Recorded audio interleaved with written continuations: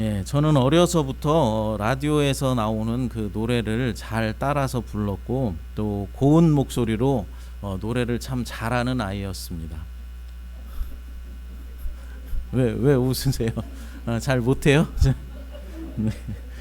예, 원래 제 목소리는 정말로 맑고 깨끗한 그런 미성을 가지고 있었어요. 그런데 뭐 지금 제가 찬양을 부르는 모습을 보면은 여러분들이 생각할 때 그렇게 뭐 깨끗하고 맑은 목소리는 아니다라고 생각하실 수도 있을 것입니다. 저도 그 점이 참 아쉽습니다.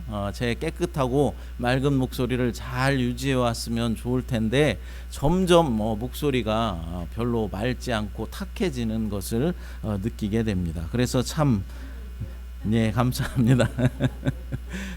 참 마음이 조금 아쉬운 마음이 들기는 합니다. 근데 제가 왜 이렇게 목소리가 좀 탁해졌냐면은 이제 전도사가 되고 사역을 시작하면서 부교역자로서 교회에서 사역을 하고 난 뒤로부터 찬양 인도를 참 제가 많이 했어요. 노래를 조금 잘한다고 그래서 찬양 인도를 오랫동안 많이 했고 또 특별히 찬양 인도를 하면 통성 기도를 그렇게 합니다. 통성 기도 인도를 오랫동안 많이 해와서 목이 다 상하고 사실 성대 결절이 걸려서 찬양을 부르기가 조금 버겁습니다. 요즘에는. 혹시 제 목소리가 얼마나 고왔는지 잘 믿어지지가 않으신다면 우리 아내한테 한번 물어보시기 바랍니다. 예, 노래를 정말로 좋아했고 잘 불렀던 저는 자연스럽게 제 전공도 음악을 선택하게 되었습니다. 노래는 아니지만 목소리와 너무나도 비슷한 플룻이라는 악기를 제가 전공으로 이제 선택하게 되었죠. 그런데 시골에서 제가 학교를 다녔기 때문에 충청남도 홍성이라는 곳에서 아주 깡촌에서 학교를 다녔기 때문에 사실 음악적인 인프라가 전혀 없었습니다. 어떻게 악기로 대학을 갈 수 있는 것인지 어떤 선생님께 레슨을 받아야 하는지 전혀 알지를 못했습니다. 그래서 전 악기를 좀 제대로 배우고 싶고 제대로 가르쳐 줄 수 있는 사람을 찾아서 무작정 서울로 올라갔습니다. 당시는 유명한 레슨 선생님들이 아무나 이제 가르쳐 주질 않고 아무나 제자로 삼아 주질 않았습니다. 아무리 돈을 많이 갖다 준다고 해도 아무나 제자로 삼는 것이 아니라 이제 테스트를 해보고서 괜찮다 싶으면은 이제 제자로 삼아 주셨습니다.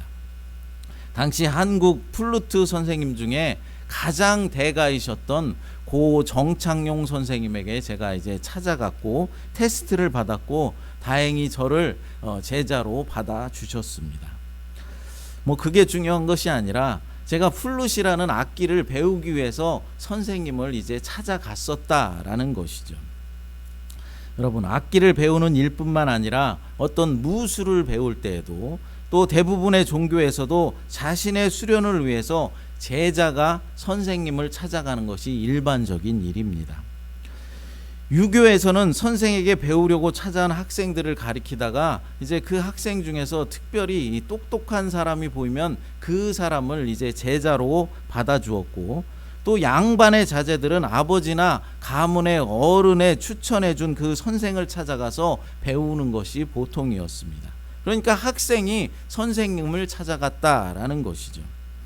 그런데 사실 평범한 집안의 학생이 훌륭한 학문과 인품을 가진 선생님께 이제 제자가 된다라는 것은 사실 어려운 일이었죠. 왜냐하면 아무리 훌륭한 선생님이라 할지라도 아무런 대가도 없이 학생을 제자로 받아주는 일은 그렇게 흔한 일이 아니었기 때문입니다. 또 불교에서도 스승이 먼저 제자를 찾아 나서는 일은 별로 없는 일이었죠. 학생이 선생님을 찾았다라는 것입니다. 그런데 여러분, 예수님은 어떻게 하셨습니까? 예수님은 제자들을 직접 찾아 나서셨다라는 것이죠. 직접 찾아 나서셨을 뿐만 아니라 어떤 제자에 대한 어떤 조건이나 이런 것을 내걸질 않으셨다라는 것입니다. 만약 주님께서 우리를 찾아오시지 않았더라면 우리는 주님의 제자가 되지 못했을 것입니다. 또한 어떤 선발 기준이 있었더라면 우리는 모두가 그 기준을 충족시키지 못해서 다 탈락하고 말았을 것입니다. 하지만 주님은 우리를 찾아오셔서 우리를 제자로 삼아주셨고 아무런 조건도 없이 저와 여러분들을 제자로 받아주셨다라는 사실을 믿으시기 바랍니다. 이것이 다른 종교와 우리 기독교와의 차이라는 것이죠. 우리가 어떤 노력을 하고 수고를 해서 주님께 나아간 것이 아닙니다. 주님께서 우리의 삶에 어느 날 찾아오셨다라는 것이죠. 죽을 수밖에 없는 죄인에게 찾아와 주신 것입니다. 오늘 본문의 내용이 바로 주님께서 사울을 직접 찾아오신 그런 내용입니다. 바로 사울의 회심 이야기죠. 이제까지 사도행전의 주인공은 예수님의 수제자였던 베드로였습니다. 앞으로 얼마 동안도 사도행전의 중심에는 베드로가 있을 것입니다. 하지만 이제 곧 사도행전의 주인공이 될 사울이 어떻게 회심하게 되었고 또 어떻게 복음을 선포하는 이가 되었는지 오늘 본문은 회고해주고 있습니다. 본문 1절과 2절을 읽어보겠습니다.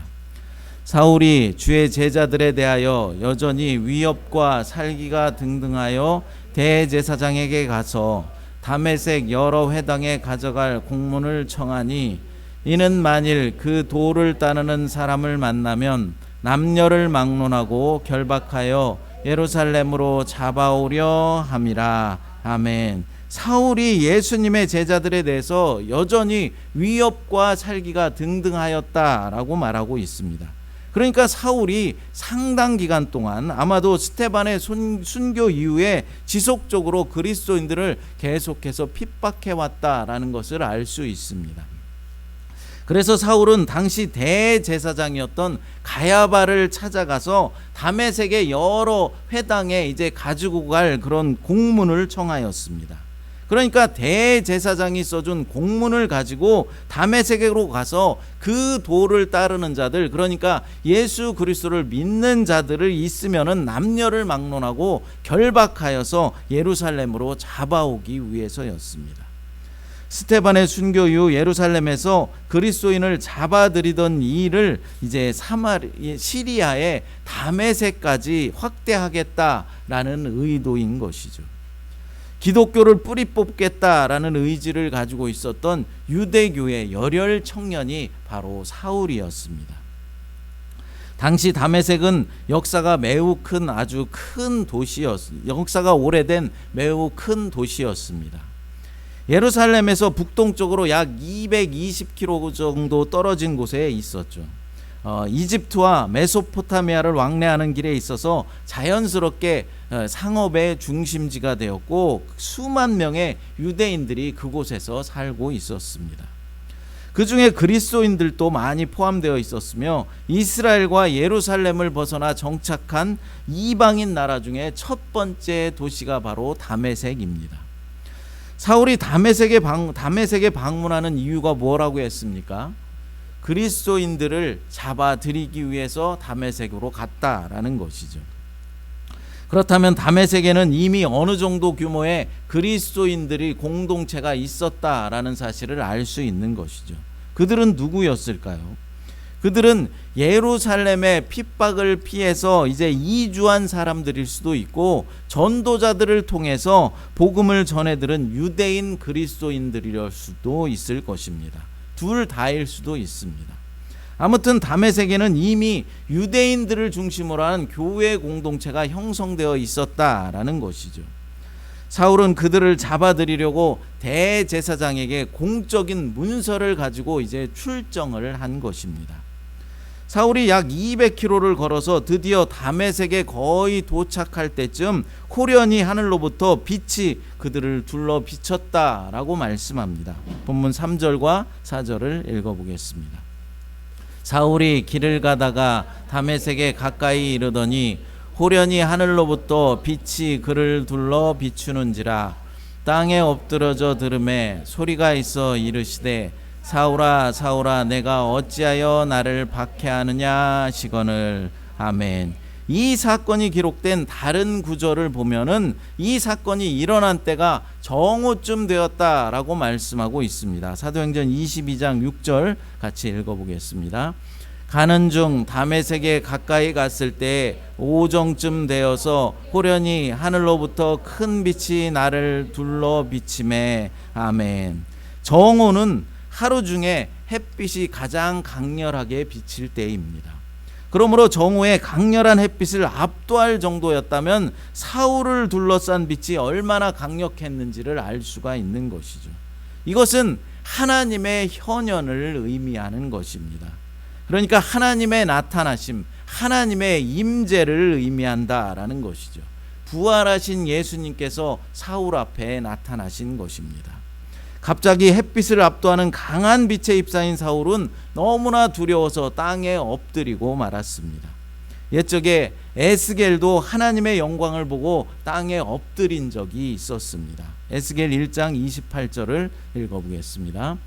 그 사방 광채의 모양은 비 오는 날 구름에 있는 무지개 같으니 이는 여호와의 영광의 형상의 모양이라. 내가 보고 엎드려 말씀하시는 이의 음성을 들으니라. 아멘. 구약 시대에 에스겔 선지자도 하나님의 광채를 보고 땅에 엎드렸었다라는 것이죠.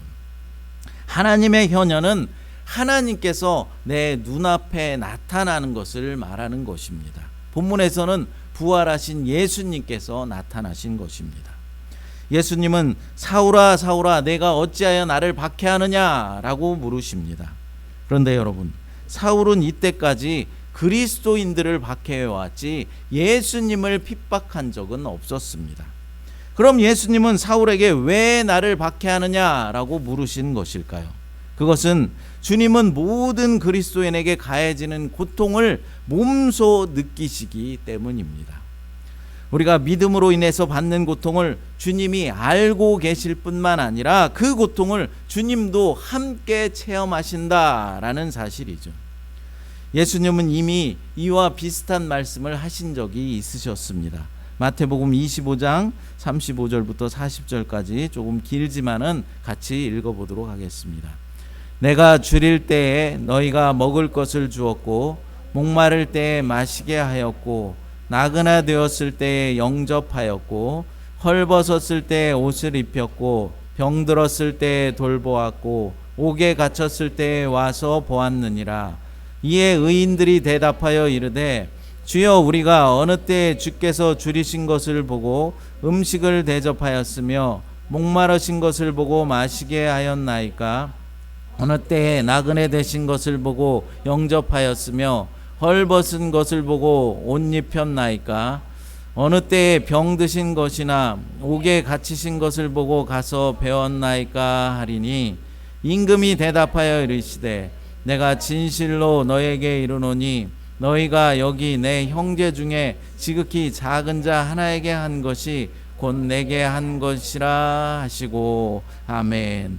내가 배고플 때 먹을 것을 주었고 내가 헐벗었을 때 옷을 벗어 주었고 병들었을 때 돌보아 주었다 라고 이제 주님께서 말씀하시자 우리가 언제 그렇게 했습니까? 라고 의인들이 묻습니다. 너희가 내 형제에게 그렇게 한 것이 바로 내게 한 것이다 라고 주님이 말씀하시는 것이죠. 여러분, 우리는 여기서 주님의 사랑에 감개무량할 수밖에 없는 것입니다. 왜입니까? 주님께서 우리의 기쁨과 행복뿐만 아니라 우리의 고통과 아픔에도 함께 하신다라는 사실 때문입니다. 내가 기쁘고 행복할 때 주님은 나와 함께 해 주실 뿐만 아니라 내가 슬프고 내가 우울할 때 외롭고 아파하고 있을 때 나와 함께 슬퍼하시고 나와 함께 아픔의 고통을 느끼신다라는 것이죠. 우리는 가끔 이런 말들을 할 때가 있습니다. 내 속을 누가 알겠어? 내 마음을 누가 이해해 주겠어? 이런 말을 하면서 한숨들을 쉽니다. 그렇습니다. 나의 마음을 이해해 줄 사람은 이 세상에는 아무도 없습니다. 내 남편도 아내도 부모님도 내 자녀도 내 마음을 완벽하게 이해해 줄 수가 없다라는 것이죠. 그러나 우리 주님은 나의 마음을 완벽하게 이해해 주실 뿐만 아니라 내가 아플 때 같이 아파해 주시고 내가 슬플 때 같이 슬퍼해 주고 계시다라는 사실입니다. 아무도 없는 것이 아니라 주님은 언제나 어디서나 우리와 함께 해 주십니다. 내가 아파하고 있을 때, 고난당하고 있을 때, 외로울 때, 슬퍼하고 있을 때 주님께서 나와 함께 아파하고 슬퍼하신다라는 사실을 믿으시기 바랍니다. 얼마 전에 우리 아내의 간증을 들었습니다. 아시다시피 아내가 위궤양과 위경련 때문에 몹시 힘들어하였습니다. 지금도 힘들어하고 있습니다. 계속해서 약을 복용하면서 치료 중에 있습니다. 몸은 몹시 아프고 괴롭지. 이곳에서는 보험 적용이 안 돼서 이제 내시경을 할 수가 없지.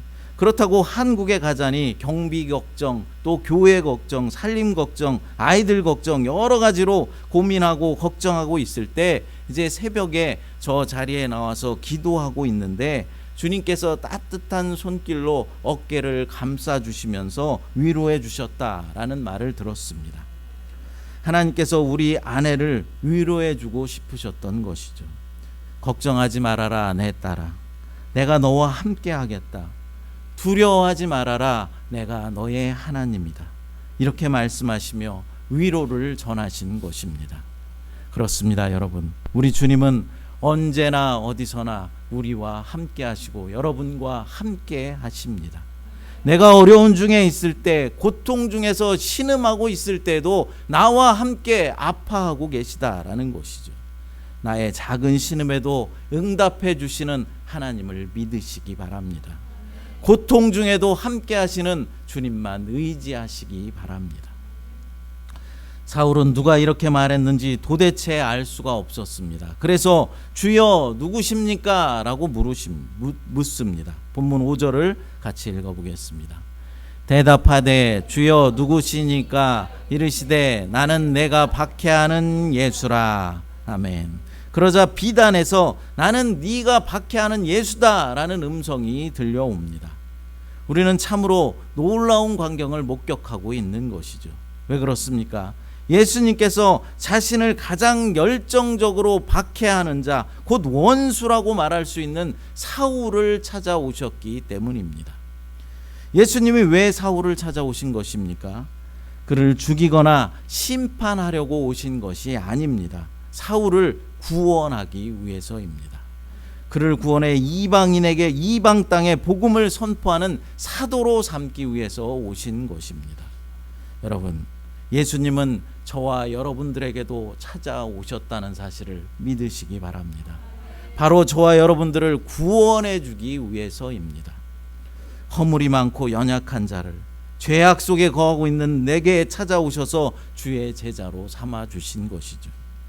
우리에게 찾아오라고 하신 것이 아닙니다. 내가 노력하고 어떤 수고하고 힘써서 주님께 나아간 것이 아닙니다. 주님께서 나에게 오신 것입니다. 내가 착하고 예뻐서 오신 것이 아닙니다. 내가 잘나고 믿음이 좋아서 오신 것이 아닙니다. 그냥 하나님의 은혜로 아무런 조건도 없이 나를 찾아와 주신 것이죠. 아니, 오히려 우리가 죄악 가운데에서 허우적거리고 있을 때 찾아오셨습니다.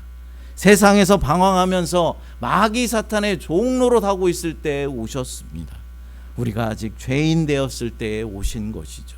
자기의 사랑을 확증하기 위해서 우리를 찾아오신 것입니다. 로마서 5장 8절을 읽어보겠습니다. 우리가 아직 죄인 되었을 때에 그리스도께서 우리를 위하여 죽으심으로 하나님께서 우리에 대한 자기의 사랑을 확증하셨느니라. 아멘.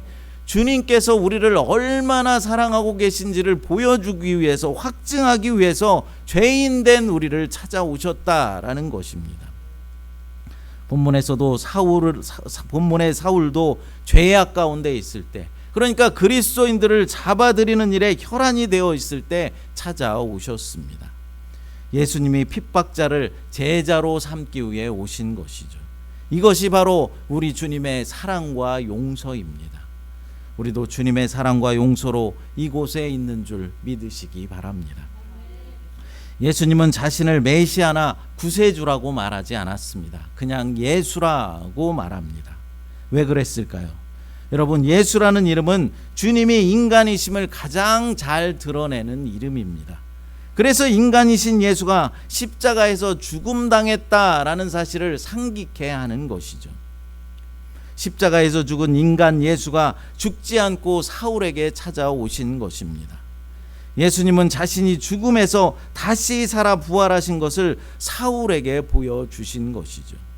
인간인 예수가 죽었지만 다시 부활하심으로 예수는 인간이 아니라 하나님이셨다라는 사실을 보여주시기 위한 것입니다. 그동안 사울은 십자가에서 힘없이 죽은 예수가 인간에 불과하며 그가 가짜 메시아였다라고 믿어왔었지만 그분이 지금 살아서 지금 내 눈앞에 나타났으니 얼마나 놀랐겠습니까? 예수님은 죽지 않았고 지금 살아계시다라는 사실을 깨닫는 순간 사울은 온몸에 전율이 흐르는 것을 경험했을 것입니다.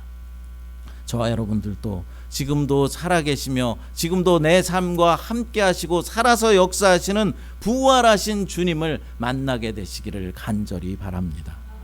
여러분, 우리가 부활하신 예수님만 만난다면 우리의 삶은 완전히 바뀌어질 수 있는 것이죠. 지금도 살아 역사하시고 지금도 내 삶을 인도하시고 나와 동행하신다라는 사실만 믿어진다면 우리의 인생은 놀랍게 변화될 수 있는 것입니다. 우리의 삶의 우선순위가 바뀌게 되고 세상을 바라보는 눈이 변화되는 것입니다. 그동안은 세상 성공과 세상 복을 얻는 것을 목표로 삼고 살았다면 살아계신 주님을 만난 사람들은 하나님의 성공과 하나님의 나라의 복을 얻기 위한 그런 삶으로 바뀌게 되는 것이죠. 그렇습니다. 부활하신 예수님을 만난 사울은 그 자리에서 회심을 경험하게 됩니다. 그의 지성과 감정, 의지, 전 인격의 변화를 가져왔으며 그의 나머지 삶과 행동을 완전하게 바꾸어 놓았습니다. 그리스도인들을 모두 잡아들이겠다라는 계획도 당연히 한순간에 무너지게 되었죠. 왜입니까? 부활하신 예수님을 만났기 때문입니다. 그가 회심했기 때문입니다. 예수님은 엎드린 채 어찌할 바를 모르는 사울에게 일어나서 다메섹 시내로 들어가라 라고 말씀합니다. 본문 6절을 읽어보겠습니다. 너는 일어나 시내로 들어가라. 내가 행할 것을 내게 이를 자가 있느니라 하시니. 아멘. 그곳에 가서 기다리던 사람을 보내서 그가 해야 할 일을 알려줄 것이다 라고 말씀하고 있는 것이죠. 사울은 예수님이 명령하신 대로 다메섹으로 들어가기 위해서 일어섰는데 눈은 떴지만 아무것도 볼 수가 없었습니다. 본문 8절과 9절을 읽어보겠습니다. 사울이 땅에서 일어나 눈은 떴으나 아무것도 보지 못하고 사람의 손에 이끌려 다메섹으로 들어가서 사흘 동안 보지 못하고 먹지도 마시지도 아니하니라. 아멘. 아무것도 보지 못하는 사울은 사람들의 손에 이끌려 다메섹으로 들어갔다고 합니다. 왕성한 혈기로 그리스도인들을 모두 잡아 죽이겠다라고 방방 뛰던 사울은 이제 모든 힘을 다 잃어버리고 이제 연약한 자가 되어서 주님을 기다려야만 했습니다. 그렇습니다. 주님께서 때로는 우리를 가장 낮은 자리로, 가장 연약한 자리로 이끄시는 이유가 무엇이겠습니까? 그것은 우리를 연단시키셔서 더 크게 사용하시기 위해서입니다. 내 혈기가 다 빠지고 내 힘이 다 빠져야만 하나님의 일을 할 수 있는 것입니다. 내 힘과 혈기가 다 빠지고 나서야 우리는 하나님만을 전적으로 의지하기 때문입니다. 하나님은 사울을 가장 연약한 자로 만드셨습니다. 여러분이 갑자기 아무것도 보지 못하는 그런 상태가 된다면 어떻겠습니까? 캄캄한 밤에 갑자기 전기만 끊겨도 너무나도 답답한데 아무것도 보지 못하는 상태가 된다면 아마 견디기가 힘들 것입니다. 계속해서 다른 사람의 도움을 받아야 하는 가장 연약한 자가 되는 것이죠. 함께했던 사람들의 도움으로 다메섹에 도착한 사울은 사흘 동안 보지 못했다라고 합니다.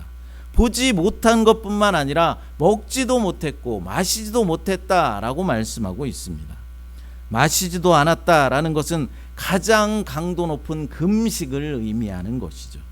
그만큼 사울은 그동안 그리스도인들을 핍박한 일을 회개해야 했고 주님이 그가 해야 할 일을 알려주실 때까지 근신해야 했던 것입니다. 하지만 이후에 사울은 하나님의 위대한 사도가 되어서 주의 복음을 이방 땅에 전하는 놀라운 일에 쓰임받게 되는 것입니다. 혈기 넘쳐 방방 뛰던 사울을 가장 연약한 자로 만들어 회개하고 근신하게 하고 나서야 드디어 하나님의 일을 감당하게 하시는 것입니다. 여러분 중에도 혹시 가장 연약한 자리로 밀려나 계신 분이 있으십니까? 이전보다 더 고통스럽고 힘겨운 자리에서 지금 신음하고 있으십니까? 그러나 그 자리는 축복의 자리인 줄 믿으시기 바랍니다. 주님께 놀랍게 쓰임받는 축복의 자리가 된다라는 사실입니다. 주님의 연단의 시간이 지나고 나면 더 큰 은혜와 축복으로 채워주실 것이기 때문입니다. 사랑하는 여러분, 오늘 우리는 사울의 회심 이야기를 들었습니다. 이 이야기를 통하여서 우리에게 주는 교훈이 무엇이라고 했습니까? 첫째로 우리가 고통당할 때, 우리가 슬픔에 빠져 있을 때, 아파하고 있을 때 주님께서 우리와 함께 해주신다라는 사실입니다. 함께 하실 뿐만 아니라 나와 함께 슬퍼하고 내 아픔에 동참한다라는 사실을 아시고 위로를 받으시기 바랍니다. 둘째로 주님께서 나를 찾아오셨다라는 것이죠. 내가 주님을 찾아간 것이 아니라, 주님께 내가 나가기 위해서 애를 쓴 것이 아니라 주님께서 내게 찾아오셨습니다. 내가 아직 죄인이었을 때 주님의 사랑을 확증해 주시기 위해서 우리를 찾아오신 것입니다. 세 번째로 주님께서 우리를 가장 연약한 자로 삼으시고 가장 낮은 자리로 내리시는 이유는 우리를 연단하여서 더 크게 사용하시고 더 큰 축복을 허락해 주시기 위해서이다라는 것이죠. 사울의 눈을 멀게 하시고 먹지도 마시지도 못하게 하신 것은 그를 연단하신 후에 이방에 복음을 전하는 큰 사도로 세우기 위함이었습니다. 이처럼 우리를 연약하게 하시고 낮추시는 이유도 주님의 놀라운 축복으로 채워주시기 위함이다라는 사실을 믿으십시오. 사랑하는 여러분, 아직도 회심을 경험하지 못한 분들이 있다면 간절함으로 기도하여서 주님이 주실 은혜를 사모하시기 바랍니다.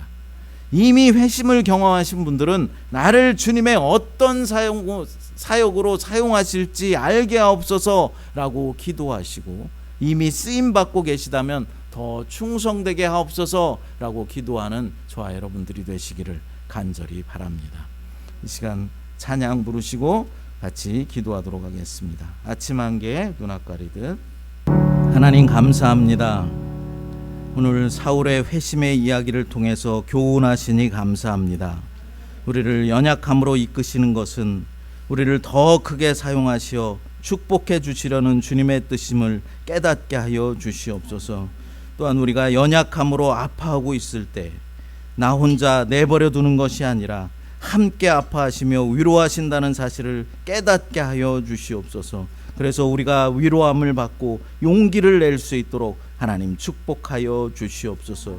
또한 내가 주님을 찾아간 것이 아니라 주님께서 내 삶에 찾아오셨다는 사실을 알아서 내게 오신 주님을 모시어 드리며 믿음의 삶을 살아갈 수 있도록 하나님 인도하여 주시옵소서.